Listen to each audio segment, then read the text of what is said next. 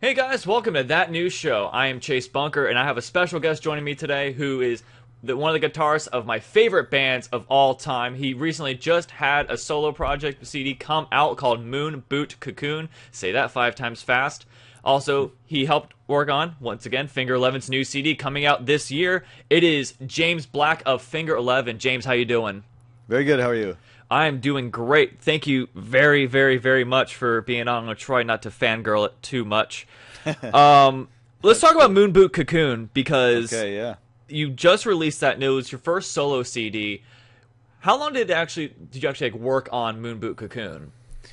I think working on the actual recordings, probably about a year and a half, but it wasn't like a typical session that we would normally do where it was just a blocked off chunk of time. I was writing and working on the Finger Eleven stuff the whole time, so it was like just working nights and half days and weekends and stuff like that. So it was really like it was a year and a half, but it was scattered. And I think actually the fact that it took that long, it allowed me to have a clear idea every step of the way because it wasn't all happening so fast. And Yeah. so as a result, I think the final thing, it just feels really like I feel really good about it because I know that every piece is in the right place where I want it to be. Awesome. Now, you actually composed all the music for that CD, correct? Yeah, I mean, I did a little bit of writing with the producer Tino, and some with Rick, who plays in Finger Eleven with me, and Friend of the show. yeah. So yeah, I did a little bit on the music side, but the lyrics and the vocals and all of that was me, yeah, through and through. So the narrator of the whole Moon Boot Cocoon, the point of view, that's all me, and so that's my kind of twisted take on things, I Yeah. suppose. What made you get that title of Moon Boot Cocoon? Well, I guess I what I wanted to name it was like a place. I wanted to name it a place that sort of where you could imagine that these songs kind of came from or were incubated. And I don't know why I think I happened to across a story online about Neil Armstrong and Buzz Aldrin's boots. In order to bring back rock samples, they left their boots on the moon.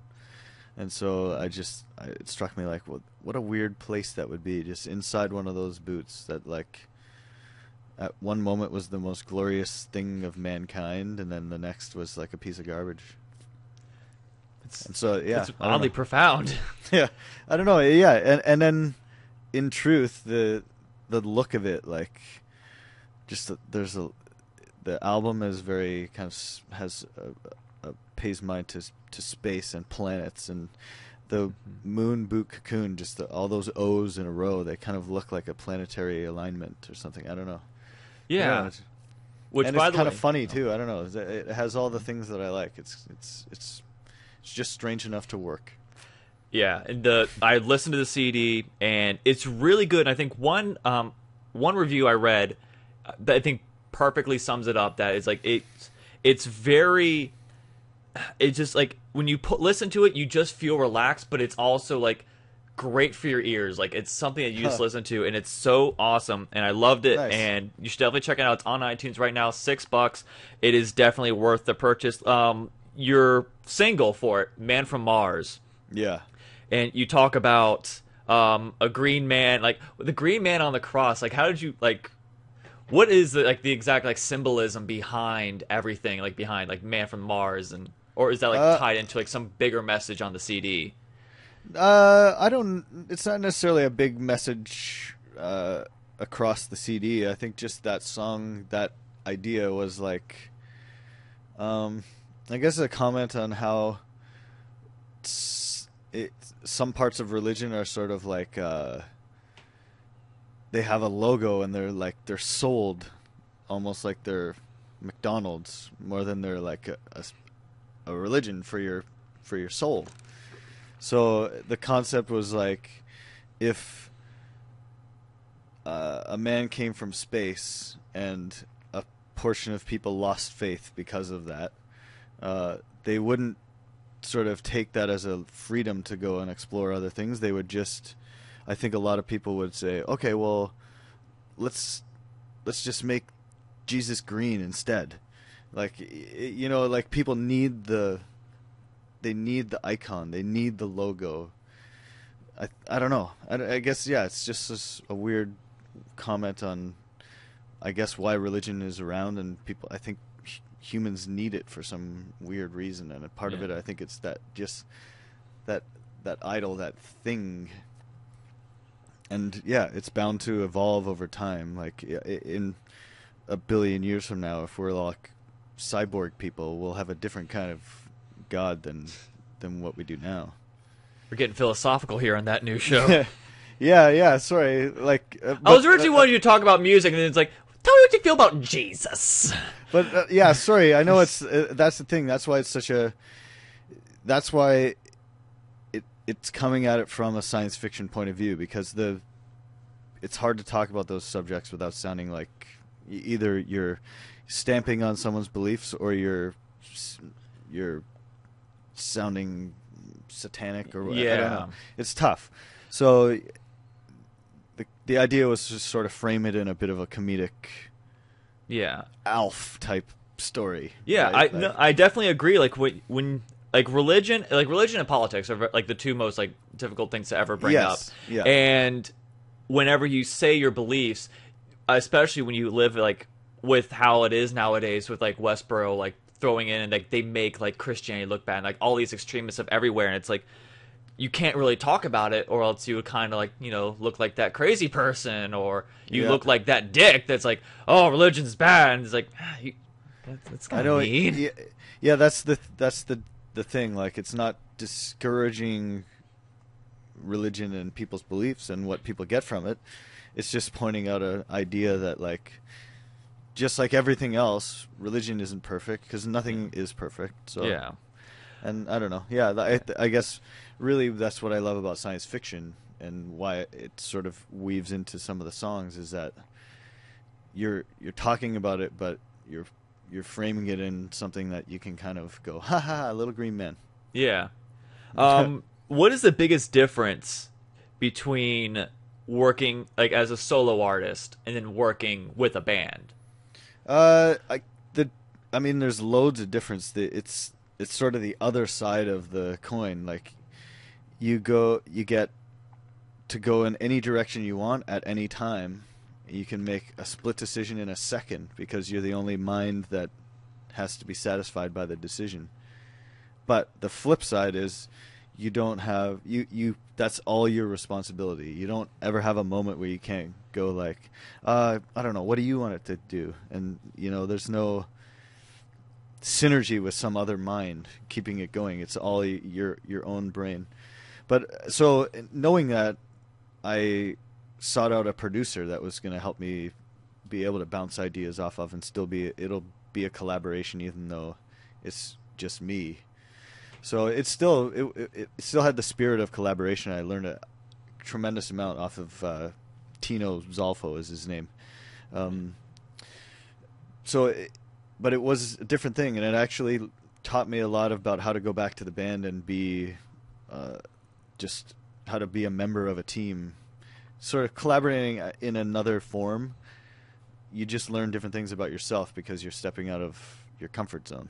Yeah. So stepping back into your comfort zone, you bring that whatever's different about you. And yeah, I think a lot of the new Finger Eleven has, like, at least from my end of it and my contribution to it, like a world of difference after having made this record, Moon Boot Cocoon. Yes. And the new Finger 11 CD, I'm greatly excited for. The one thing I loved about Finger 11 is how their sound has changed throughout the years. Like you had Rainbow Butt Monkeys, which we'll talk about in a little bit. I don't know how you get that name, but then again, I'm also talking to the guy that thought, Moon Boot Cocoon, that sounds cool too. Yeah. Like Above, and excuse me, not Above. You had Tip and Greatest of Blue Skies, which were heavy. You had the self-titled, was a little bit more heavy, but it was like a nice blend. And just you always drastically changed.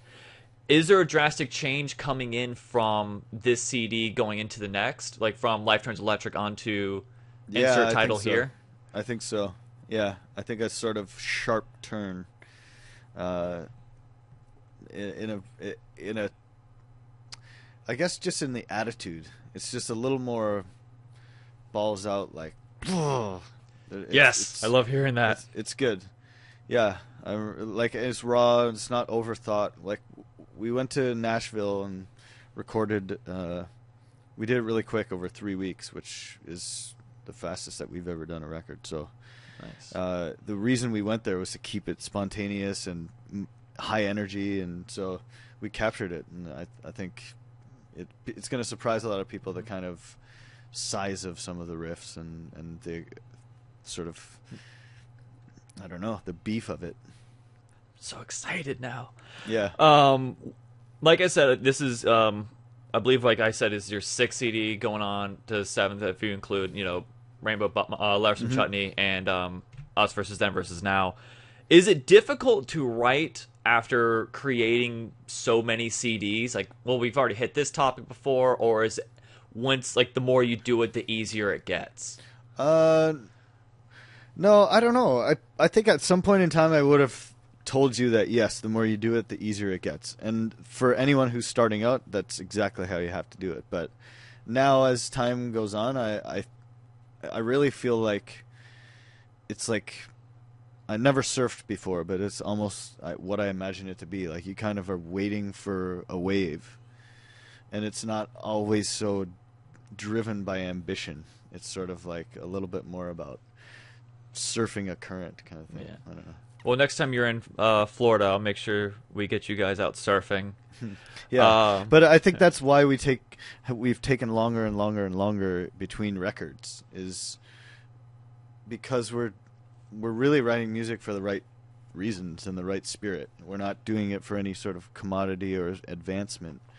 And so if it takes a long time to write 12 really, really good songs, then shit, we're not going to make a record for a very long time. Yeah. And now we've got enough good songs, so here it comes. But yeah, I guess it is harder as a band when you want to always do something different, and then after a while you've got the same ingredients. You're like, how do we do something different with the same ingredients?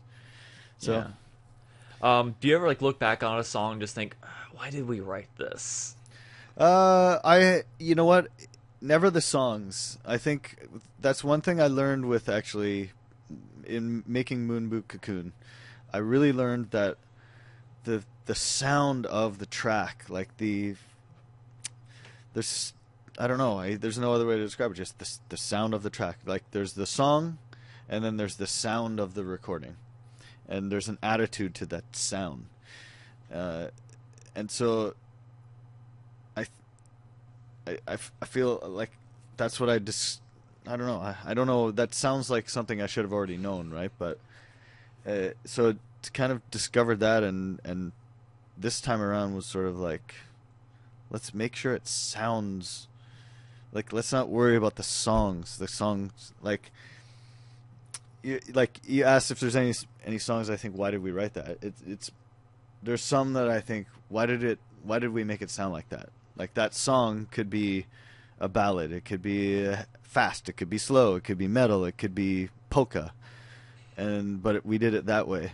And there's some that I go, oh, I wonder why we did that. Like we could have done that a million different ways where the song would have been better. But I don't know. That's all we're trying to do, is make mistakes and learn from it.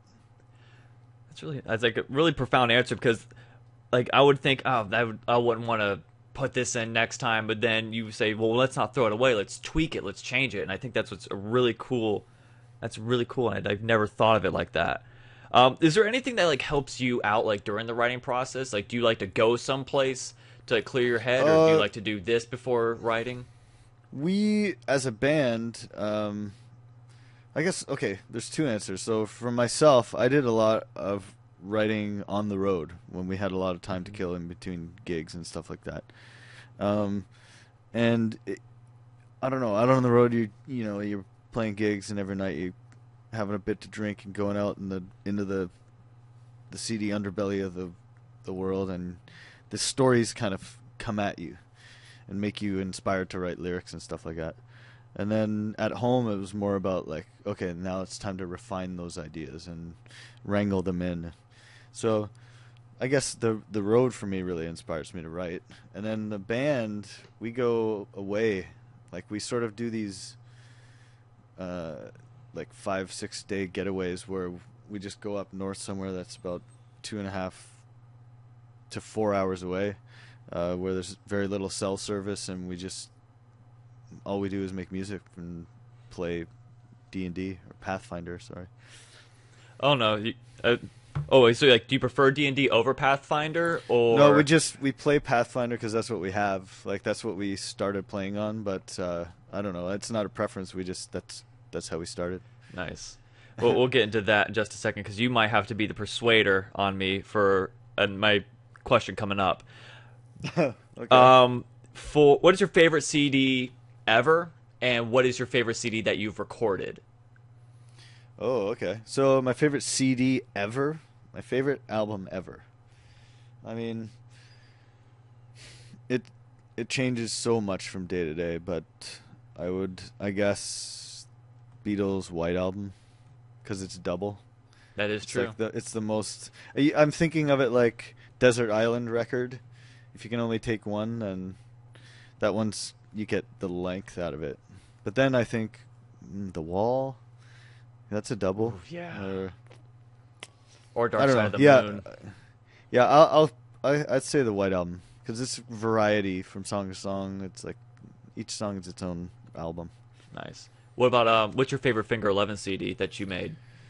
Oh, I think the newest one. Like, I know so many artists say this about themselves saying this, but like, I really truly feel it. Like, this is probably my favorite that we've made, and so excited in a long, long while. It just, everything gets to sort of be big and furry. Like, it's one of those things where, like, I failed at articulating before. Like, the songs at their basic level, they're just good songs over simple chords, but it's how you present that, and how we did it this time with this kind of moving, chugging, big engines. Like, yeah, I'm really, really excited about it. Awesome. It's how I think that's where I started that whole tangent about Moon Boot Cocoon, was about, for my whole career, I made the music that I was able to create. And it didn't always necessarily sound like the music I like to listen to. So Moon Boot Cocoon was a breaking of sort of how to get to, I want to make what I'm able to make, but I want it to sound like what I want it to sound like, instead of it being like one or the other. I don't know, I've probably failed again at explaining that, but I think we brought that to Finger 11, is that this new record, it's not like, it's just raw. It's just how we want it to feel. It's like, there it is. We didn't over polish it. We didn't go too far with the production. It's just really real. I'm excited. Nice. You've been playing guitar for a very long time. Like, how old were you when you first picked it up? I think 7. Yeah, like, a very little guy. And my parents were told, I think, by the instructor that my hands might be too small to really get anything out of it, and they just went ahead and signed me up anyway, and nice. It worked out really good. Yeah, I think from an early age, I just sort of excelled at the guitar. Like, it was just a natural thing that happened. Like, I noticed in my life, being sort of in the environments of music and guitar, always being singled out and kind of like, I don't know, I was getting some glory out of this thing, right? And then nice. After a while, I don't know, I had to go away and learn what music meant to me, because I learned it as such a kid that it was just kind of a skill. It was almost like English or math. It was like, oh yeah, I know how to play guitar, but I had to go away and discover rock and roll and be like, oh, now I know how to use the guitar to make what's in my heart. Guns N' Roses, Metallica, all that stuff, like electric guitar, just really, oh, I know how to play guitar. This is electric guitar, okay, and yeah. So, do you remember the first song that you ever learned? On acoustic guitar, it was probably like When the Saints Go Marching In or something like that. Some very like I took lessons for 6 years, so it was something very regimented sheet music kind of thing. And then as I think my sort of rebirth into like, okay, the reason I'm a rock and roll guitar player was probably the intro of Sweet Child of Mine. Nice. When I heard that, it sort of made me go, okay, you know what, I have to go get my guitar out of the closet that I haven't played in like 5 years and learn this guitar part. This is unbelievable. And then here, that's what I do for my life now. Yeah. Many people, or I can't say many, some people actually don't know this. You guys have been together since high school, and you originally formed the band Rainbow Butt Monkeys, which their CD, Letters from Chutney, still out now. I still have yet to find a copy, and I don't want to illegally download it either. How did you guys come up with that name? Well, I was part responsible. So a friend of mine in high school, he was talking to, I don't know what the hell we were talking about. We were talking about, I guess, wildlife, and he brought up a mandrill ape that they have like pads for their, like, they're all covered in fur, but their asses are like leathery pads. And he was like, oh, and they have the rainbow butts. They're, I don't know what they're called, like the rainbow butt monkeys. And I heard it and I wrote it down on my binder, and was just like, what a weird combination of words. Sold. And you know, it was all out of a confusion that these mandrill apes have rainbow faces and purple butts and stuff. But then the band started to play under a different name every gig, and we would sort of dress up in costumes and have a different name every gig and jump around and try to rip off the Red Hot Chili Peppers. And then one week it was like Rainbow Butt Monkeys, that's what we're going to be. And so we did that, and then we kept it for maybe 2 or 3 gigs. And in that time, we got noticed by a producer, and we recorded a demo, and we submitted it to a radio station. We got into the finals, and we won the live finals, and we got a record deal. And we went to the studio, and we made an album, and came out in the stores, and it was like the Rainbow Butt Monkeys. That was the name that we had when it all started, and that was the one that it was. And we're sort of like, not long after it came out, like, I don't know if we want to be that name of all of them.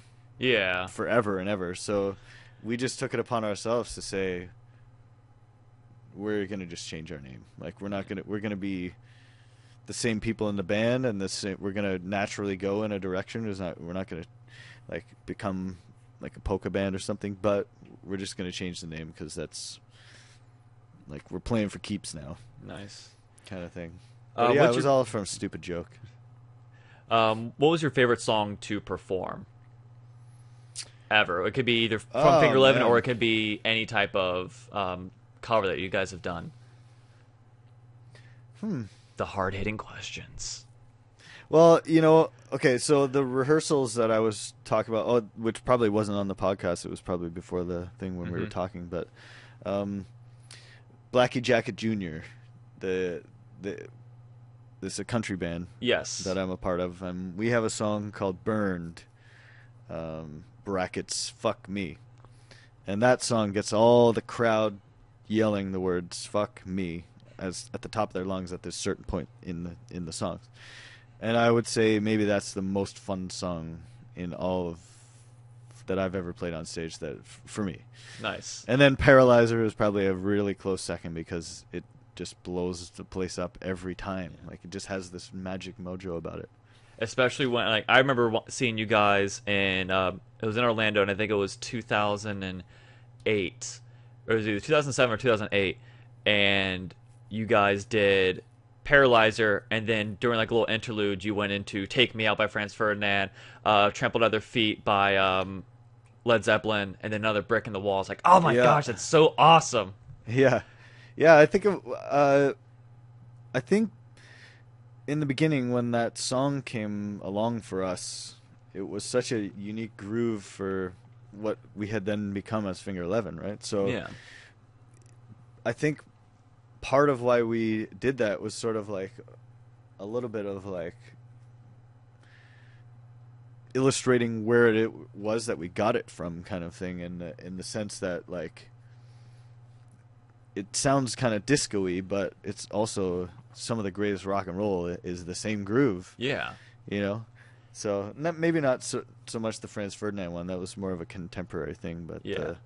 Trampled Underfoot and certainly Another Brick in the Wall. That's like one of the most amazing songs, amazing records ever. oh yeah, But out of context, it's kind of disco-y. It's funky, you know. it is. But it's But so it's- catchy and it works. It is. But when you say The Wall, I get this very heavy feeling. It's like very ominous. The Wall. Yeah.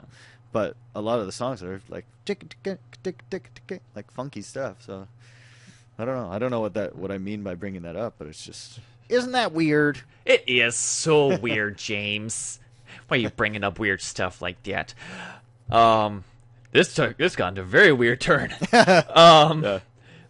You guys have done a lot of covers. You've done "Walking in My Shoes" Yeah. off of "Grace of Blue Skies." You did, of course, you've done like little spot covers of like the songs I just mentioned. Even did "Walk On" by Neil Young. I remembered that this time. I forgot it during the Rick interview. Okay, yeah, And that was cool. "Look at Me" by John Lennon. So what's next? What's the next cover you want to do? I don't know. Or you do know, you we hope were, to do? We're always looking for something that makes all of us smile at the same time. It's a weird thing. Like we have a lot of the same taste in the staples, you know, like Zeppelin, Floyd, Faith No More, Tool, Chili Peppers, Pearl Jam. Like there's some big pillars for the four of us are like, we all, yes, this is almost reason why we're a band. And then the rest of it is so scattered that we kind of are like, well, we're tired of going back to the same little patch that we all agree on. So every once in a while, someone mentions something that's outside of maybe a few guys' circle, but it's like, yeah, that's a good enough song. Let's do that. Yeah. Like we recorded some stuff that we never ever put out, like a Frank Black cover of Los Angeles and Faith No More, Dig in the Grave. We're always looking for something that sort of we can either give it, like, I don't know, it's tough to find a way to do your own version of something that you revere as like one of the best things. So I don't know, it's hard to find one that you're comfortable with fucking with, I guess. Yeah. When you mentioned Pearl Jam and Tool, I just kept thinking, like, I had like a little, like, 2-second glimpse of, like, picturing you guys doing Sober and Black. It's like, they would kill that. Oh, my gosh. I know, yeah, a Pearl Jam song would really, like, the range of the voice, that's usually the big discerning factor is Yeah. where Scott can comfortably sing a song. And it's weird because a lot of our listening tendencies have, like Jane's Addiction, Blind Melon, Sunny Day Real Estate, like high voices. There'll be a lot of songs that we suggest, and Scott's like, no, there's no way I could ever do that. It's way too high. So I don't know. Yeah, it's there's a lot of factors to get to wrangle in. But isn't that where Well- peer pressure comes in? Be like, come on. Huh? Yeah, or you just sort of like, I think we've learned a little bit more about the flexibility of music, like it. And again, this might sound like something we should have known a long time ago, but shifting the key of the song to enable the singer to find his key range isn't as hard as it almost used to feel like it was. It's like, no, just shift down a couple frets and let's do the same riff and see if he can, like. So maybe, I don't know, maybe like over the next while we might consider doing like 2 or 3 covers and rotating through them live or something. Yeah. I know that you guys are very big avid gamers. I know you guys like Star Wars because I know Rick has one. You have your little stormtrooper like hiding in the back. Also, your shirt also kind of gives that away a Oh little bit. yeah. Oh man, Is that a qualification now to be in the band? Do you have to like Star Wars as well? I think it's just that we all grew up at the same time, right? But Yeah. I actually an order from eBay just showed up today. That's like 15 more of the original figures to go in my collection. Nice. So, but yeah, I think that's definitely one of the things we all have in common is like we're Star Wars kids, man. So, Yeah. like we grew up in a world where it's post Star Wars. So, Are you a don't know, Jedi or it's just Sith? it's it depends on the day, I think. You know, I think Good. aesthetically the Sith, they're definitely more interesting to look to them, kind Yeah. of thing. But And of also course they the can shoot lightning. Jedi, depending on which guy it is, like I definitely am not like a Mace Windu type of Jedi, more something like one of those alien creatures or something. Yeah. Or bounty hunters, I guess, in between. I like the lawlessness. What games do you guys, or what game do you usually play? Well, I fall out of the category because I'm not much of a gamer out of all of them. Like Scott is a really, really big gamer, and Rick as well. Those two are playing Dota a lot, and I know, I think maybe even Warcraft is still in like the rearview mirror. Like they've since moved on to other things. And we do play games like we were saying, like we play Pathfinder when we're up at writing retreats, or maybe some board games like I don't know. There was one called King of Tokyo, and there was another one called oh man, I can't remember. There's all kinds. Like I kind of am in the dynamic of the band, the guy who gets labeled, not labeled, like I deserve it. Like I don't love board games as much as they do. Okay. Yeah, the other three guys. So when I finally do end up learning how to play a game, the next time we get away to play a game, Scott already has like 3 more new ones that. So you never get used to any game. It's like, oh man, this is it's almost more intimidating than it is fun. But but that's more to describe just how avid of a gamer Scott is. Like he's board games, video games. Like he just loves the art of game. I have a feeling him and I would have a very interesting conversation whenever I complete the collection of the Finger 11 interviews. Oh, that's right. Yeah. I have 2 more left. I'm sure. Yeah. I mean, what you'll discover is that we're definitely like very nerd-hearted people, and we just luck out to be in a rock band. Yeah. But. I greatly appreciate it. All right. My friends for years, and I mean years, they've been trying to get me to play like Dungeons and Dragons and Pathfinder. And I've been saying no just because I'm afraid of the person I would technically become, because I'm always one of those eccentric people. And also I feel like that's a whole new like level of nerddom. Like I don't even know if I'm prepared for it. Yeah. So I need you, James Black, guitarist of Finger 11 and Moonboot Cocoon, persuade me to play Dungeons and Dragons. Please. Well, okay. Well, one thing that really did it for me was there's a podcast called Nerd Poker, and there's a comedian called Brian Posehn, and these comedians play D&D, and you listen to them, and the whole idea of it eluded me for my whole like all through high school. I was like, I don't get. Whenever people describe to me what D&D is, role playing thing, I don't get this. I don't get it, and so listening. This is like, what, 2 years ago, listening to that podcast, is like, oh, this is what it is. Of course I would love to do this. Like, there's no board, there's no pieces. It's just a bunch of imaginations telling a story together with a little bit of guidelines. So that's really what got me hooked, was hearing people play it and just sort of like, I guess, just close your eyes and imagine it just like it's a book on tape. And so I love books on tape, and I love fantasy books. And so it just sort of was like, oh, you know what? I think, especially with the dynamic we have in the band, is like we have all the ingredients to have a really good time doing this, making up a story together. So that, I don't know if that sells you on it, but I just sold myself on it again. I'd be afraid of, like, the person I would want to be is like this eccentric mix between Deadpool and Sterling Archer, and I just don't know if my mind Yeah, is ready no. for that, or if everybody else is ready for that. Well, I think that's one of the awesome flexibilities of it is that if you decide to play it like that, then everyone else around you has to just deal with it, and so it becomes a real dynamic.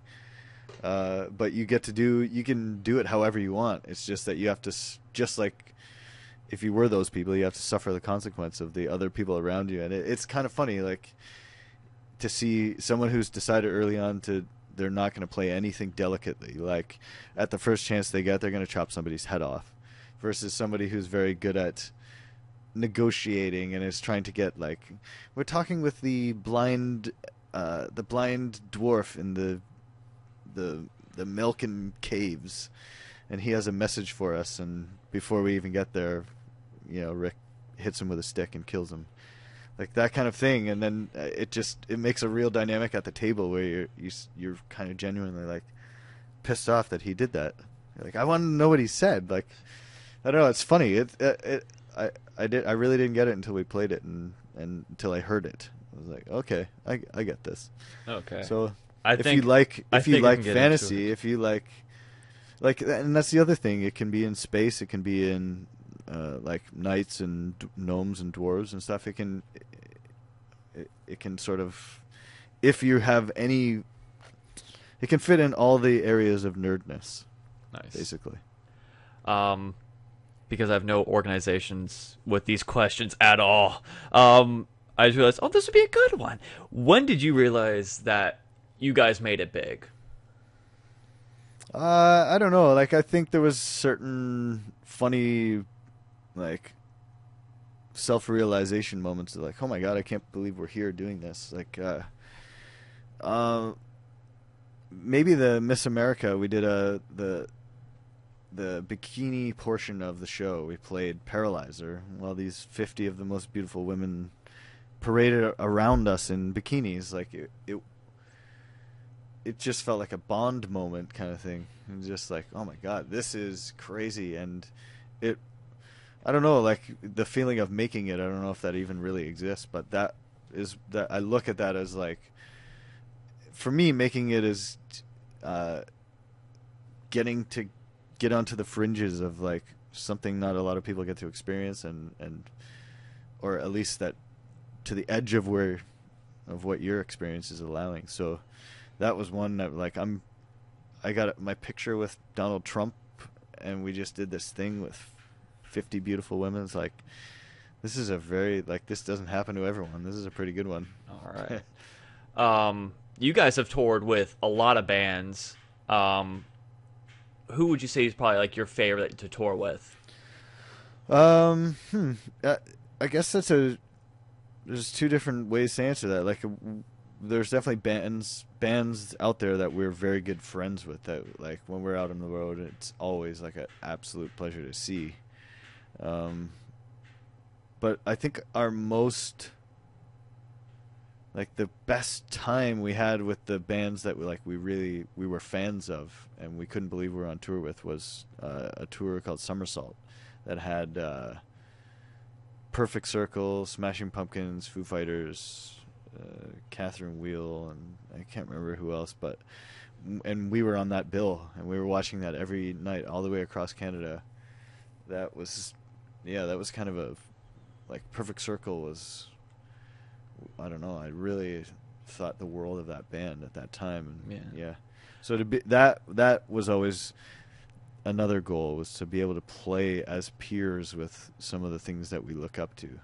And some of those shows is a little bit like what you were asking, like how you knew that you made it. We didn't know we made it because we were, like, the first band on of the whole thing, but that we were playing with, like, oh my god, we're playing with these bands. I got to have a drink with Maynard James Keenan. It's like, this is, yeah, that'll go in the books too. Nice.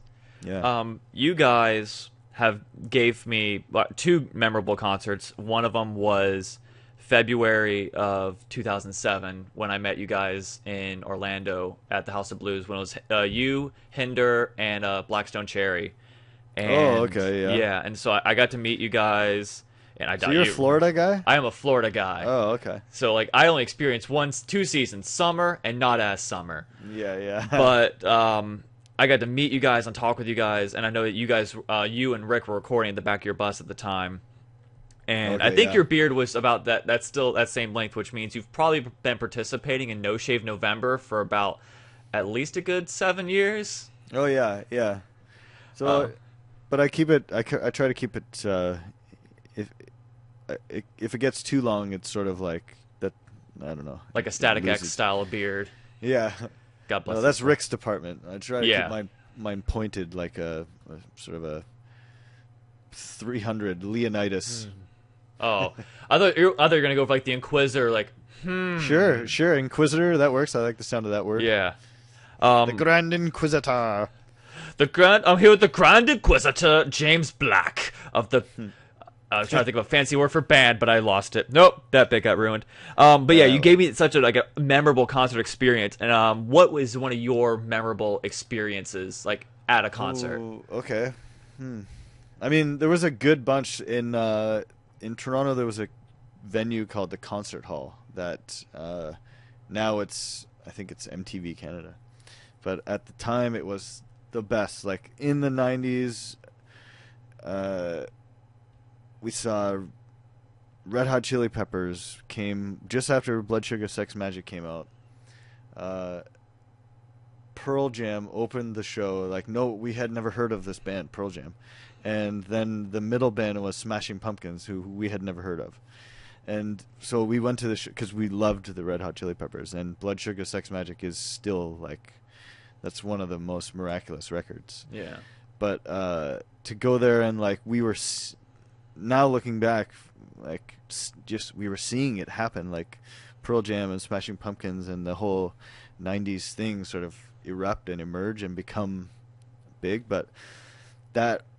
I remember, like, yeah, that was just one of those special shows. You just felt like you were seeing like, you had no reason to think Pearl Jam or Smashing Pumpkins were really gonna be anything, but there was some energy to that show. And Eddie Vedder was like climbing along the balcony like they were monkey bars and surfed on the crowd, and like I had never seen anything like that. It was like, so that was sort of in that era, like Alice in Chains came there. Primus with Fishbone and Rollins Band and Beastie Boys. Rollins. And like, yeah, Rollins in that same place, man, that was killer. Like, that was probably the loudest show that I ever went to. That was, maybe I was the nearest to like trying to find a spot in the room where it wasn't as loud. Like, Yeah. it was awesome. That sounds so awesome. I like Rollins Band. I love Henry Rollins, but I did not realize how short he was. Oh yeah, He's a short man. It's like, I guess what? according to, yeah, maybe some roles on some movies, you rarely get to see him standing next to someone unless he's crouching down yelling at Yeah. the mic. But he still looks like he could still like Yeah, kill me in one punch. you All know, right. at that same venue, there was a blizzard one winter, and we were still in high school, and Tool was playing at the concert hall. And we live an hour away from Toronto where the venue is. And it was a blizzard, like, there was no school, the plows are out all day, all night. And so everyone's parents, everyone was like, no, you're not going to this concert. Like, it's a no-go. So a select few, almost like the fucking Resistance or something, like phone calls were going, are you going? Are you going? I will go if somebody's going. So eventually, like, I think 6 of us are like, fuck it, we're going. Like, we're going to brave this, like, dangerous, they're telling you not to go out and drive. The news is telling you, your parents are telling you, but Tool's here, so fuck it, we're going. One guy gets in the trunk. There's not even enough room in the car, so one guy's in the trunk, and it's, like, incredibly dangerous. And then we get to the show, and there's about, like, 90 people there, because nobody's stupid enough to go out. And so we got a near private, like, Failure opened the show and Tool just went Undertow. And it was just one of those like what a lucky score, man. Oh, wow. They rocked it, but it was just like you had room to really enjoy it and not get knocked about or anything. I don't know, it was awesome. That's actually really cool. All right. I'm going to end the show with the same questions that I always ask all my guests. When I say all my guests, I'm at 2 right now, so I'm working my way up. Oh yeah. So we're gonna start off. What is your default ringtone? I don't know. It's usually on vibrate, but let's see. I don't. You know what? I honestly don't know. It's probably whatever it was. It's probably vibrate. We'll just go with that. Wait, yeah, vibrate. Like, you know what? I really am notorious amongst everyone that knows me for never answering my phone. Yeah. So I don't know what it's set to. You at least answer my vibrate. text, so that makes me happy a little bit. It's like I feel special. Vibrate. What's the most played song on your iPod? Or if you had to take a guess, what is the most played song? The most played song on my... I don't know. You know what? Over the last while, there was... there's a movie out called Under the Skin. Okay. With Scarlett Johansson. It's really neat, trippy. Oh, it's really cool. But the soundtrack for that was on Rdio, and I listen to that a lot. It's very... I don't know. It's very eerie. But yeah, so that, and I think over the last while, that's probably, if you look on Rdio, that, or there's a Bollywood, Kronos Quartet does a Bollywood record called You've Stolen My Heart. That and Under the Skin is probably my, like, most played on Rdio. All right. What's your guilty pleasure band? Oh, man. I don't know, Bee Gees, I guess. I don't know if that is even a guilty pleasure anymore. Like, I love the Bee Gees. I think they're amazing, but, you know, some people have the Saturday Night Fever impression of them, and that's it. But they were amazing before it, and they were amazing during that. I think, like, Staying Alive, that's so badass. It is. It's a great song. So I don't know if that's weddings. a guilty pleasure, but sure. Or maybe even, I don't know, is No Doubt a guilty pleasure? Like, I think like some of their songs. Like that Hella Yeah, is that song? Dunk, dunk, dunk, dunk. Dink, dink, dink, dink. Like, I loved that song. It's so I thought it was catchy. great. ABBA, I love ABBA. I don't know Yes, if that's a guilty pleasure. Yes, that makes me so happy that you say Yeah. that. So I don't think that's a guilty pleasure. Like, it's just too good to be. You know, like ABBA is near perfectly written pop. I know, especially like when Dancing Queen or Mamma Mia comes on. It's just like, this is my jam. Yeah, it's really good. It is. I'm so happy you said ABBA. That's 2 things now. Tron, which we mentioned in pre-production, so you guys will see this, and ABBA. And with Tron, they're working on a sequel, a follow-up to the I Legacy. know. I'm so excited, but then they're saying, oh, Jeff Bridges is going to be in. It's like, hold on, spoilers if you haven't seen Tron Legacy. Make sure you watch Tron Legacy. It's so good. Yeah, like, how is that? He's dead! Well, I guess because... I don't know. Yeah, Clue is still in there, though, isn't he? Yeah. Well, he got destroyed, too. Oh, yeah, that's right. They both... He blew up the network, or the grid. I don't know. I guess they must feel like, you know, spiritually they can't make a Tron movie without... I guess. But, I don't know. They made a Tron movie without Tron, almost. Like, That's Tron's true. almost not even in Tron Legacy. But anyway, Yeah. I liked it, and I can't wait for the sequel. Did you watch Tron Uprising, the animated series? I did. I didn't see the conclusion. I think there was like 2 episodes to go, but I liked the environment that they made. Yeah. I think it was pretty neat. It was really cool, and I really wish that they came back with something, like, or at least make another season. Yeah.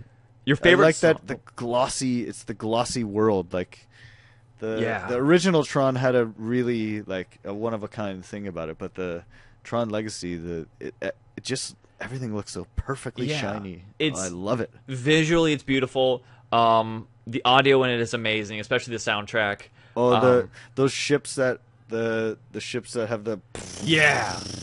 oh my god, I forgot. that sound. I'm That blanking on their sounds name. unbelievable. I don't know. I love that. Like that. Yeah. The sound of that. Like it almost feels like it's gonna break your center speaker. Yeah. I love that. All right. Anyway, that's yeah. So you know what? People are getting a window into really my passions, which is like movies, nerd movies. If I would have known that, I would have had like a whole list of like movie questions that we could have talked yeah, about. that's definitely like I spent all even all the gossip about all this like we'll do that Batman next versus Superman interview. and all that stuff. Yeah. Of course, I say that internally. You're like, no, there will never be a next interview. Yeah. Favorite song to belt it out to? Just sing along to and be like, oh yeah. Or like no matter like how bad you sound or off key you could be, like radio's going up, you're screaming at the top of your lungs. Jeez, man. The hard hitting questions on that new show. I know, what the heck? I don't know. Damn, there's got to be something like and it's not even one of my favorites, but there's an Alice in Chains song called Wood. Oh, okay, yeah. That Into the Flood Again. There's some, I don't know why it's not my favorite song, but there's something about that part, Into the Flood Again, that when I sing it, like I feel like it doesn't sound good, but it feels like it sounds good. So yeah, we'll go with that one. I don't know why I feel like I feel like I sound as good as Lane Staley, but I just don't. It's just one of those tricks. So I choose to sing that one because it tricks me every time. For some reason, when you, like just because you mentioned like for your guilty pleasure band like Bee Gees and all them, I was anticipating "I Want to Dance with Somebody" by Whitney Houston, just like you, big beard and everything, like listening to metal all of a sudden. I want to dance with somebody. Well, you know what? I really love. There's I don't know who does the song, but there's like an '80s hit with like is it Christopher Cross? I don't know. There's like, but Michael McDonald does a background vocal like "Such a long way to go," but like that's sort of a guilty pleasure that I have to sing along with every time, like something like that. You don't have to listen to the song, just that part. I can't remember the name of the song, man. I'm going blank, but yeah. Anyway, it's also not bad. Michael McDonald either. If you could eat one meal for like a straight week, what would it be? Regardless of like the health side effects. Oh, so like a freebie week of whatever you want? Exactly. Geez. I guess that would be a toss-up between... I'm going to say Mexican. Can I say that as a broad... So I think we can make that work. Can I have a selection from the menu? Or do I have to pick like burrito? No, you can make it work. I mean, it's your interview, so you can answer whatever you want. I'm going to say Mexican and I'm going to live with that and be happy with it. All right. Get like a Family Feud crowd behind you. Go, good answer, good answer. Yeah, yeah. What's your drink of choice? Alcoholic or non-alcoholic? Probably Guinness. I was going to just say beer, but yeah, let's say Guinness. That's a good drink. I really, really love Guinness. Yeah. I discovered Guinness with cider, and I was like, this is surprisingly good. I like that too. Like yeah, the I Black like that Velvets. Too. Yeah. I don't care anybody says how sissy it is. I love cider. Favorite superhero? Huh. Well, I guess my knee-jerk reaction is Wolverine for sure. You mentioned Deadpool. I don't know a lot of Deadpool, but I love what he is all about. Like I love the concept of him. Yeah. I don't know. Yeah. And then Batman, I just love the sort of like psychotic idea of it. Yeah. But are you excited about Ben Affleck? Like I don't know. Like I'm not sure. I just watched Gone Girl and I was riveted, and then I was like, I don't know. So I think once the guy's got the mask on, I think it's pretty easy sell. It's more the other part, but he looks amazing in the suit, with the little ears, and I think then like Zack Snyder knows how to make a good looking movie. Like The Watchmen looked perfect. Oh yeah. By the way, spoilers for anybody who's seen Gone Girl. Isn't that such a weird movie? Like it was. You know what? I liked that it caught me off guard, but it didn't happen to satisfy me necessarily entirely. But I'm so glad that I didn't have any idea what was coming, because it seems hard to... How do you market that when you can't even say what a good chunk of what it is it is. Yeah. Like, but I liked it. I like David Fincher, but Yeah. I don't know. Yeah, I think he's gonna be. I'm excited about it either way. I just like the idea of the DC thing. So but I will go with Wolverine, but not the Hugh Jackman Wolverine, but the comic book Wolverine. Okay. I've been I think completely Hugh- interrupting you. Dang it! I just did it as I was saying it. That's all right. Hugh Jackman's too tall to be Wolverine. Yeah. I don't know. That's me. I feel like I'm a rude talk show host right now. Just gotta keep interrupting. That's all right. you. I just keep rambling and rambling and rambling. So you gotta No, jump in at some point. You're here, and I want you to be on longer. I know that we're limited for time. To help settle an argument, do you think Mega Man's a superhero? Mega Man, the video game guy. Yes. He battles bosses. He battles elemental bosses. I don't know. Like, do we know where Mega Man comes from? Is he defending a village or a friend or anything? He does protect the world from. I guess. Yeah. Then he's a superhero. I would think. Let's cue that Family Feud thing. Good answer. Good answer. Yeah. I think if he was contained within sort of a board game and there was no one, he wasn't defending anyone, then he was just a character. But if he's saving anyone, then he's a superhero. Take that, Matt. That's 2 on my side. And finally, what is your favorite internet video right now? Besides Man from Mars, your music video, which is out now, the new CD, Moon Boot Cocoon. Yes, that's right. Moon Boot Cocoon. Check it out. And check out jamesblack.ca. I wonder if it works for people in the States. It should. It does. It's the World Wide that's Web, how I listen to it. So yeah, it's the World Wide Web. Yeah. So I don't know what did I see? I had recently seen the kid who microwaves the glow stick, and it bursts in his face. Did you see that? I haven't seen that yet. Oh, you got to look it up. It's incredible. I think it's called like "You'll Ruin Your Cool Shirt" or something like that. Okay. On YouTube, but it's great. I don't want to spoil it for you, but it's pretty awesome. All right, I'm gonna watch that as soon as I'm done editing. And then, of course, like the Force Awakens trailer, that was a big one. Oh yeah. Like that was weeks ago. The Avengers Ultron trailer, I like that. The Ant-Man trailer. I don't know. I want to get you on again just so we can literally just talk movies for like. Yeah, we could do that, man. I can easily do that for hours and hours. And all hours. right, we'll do that. So there is a next interview after all. I've reached a new level of fangirling internally. All right. You can follow him on Twitter at Yojimbo_Black. Once again, his website is jamesblack.ca, not .com, .ca, so make sure you mention that. Of course, you have Tip, Grace to Blue Skies, Finger 11 self-titled, Them versus You versus Me, Us versus Then versus Now, and Life Turns Electric, all in stores now, so make sure you check them out. I meant to have visuals, but they're kind of far away. Letters from Chutney, it's available somewhere.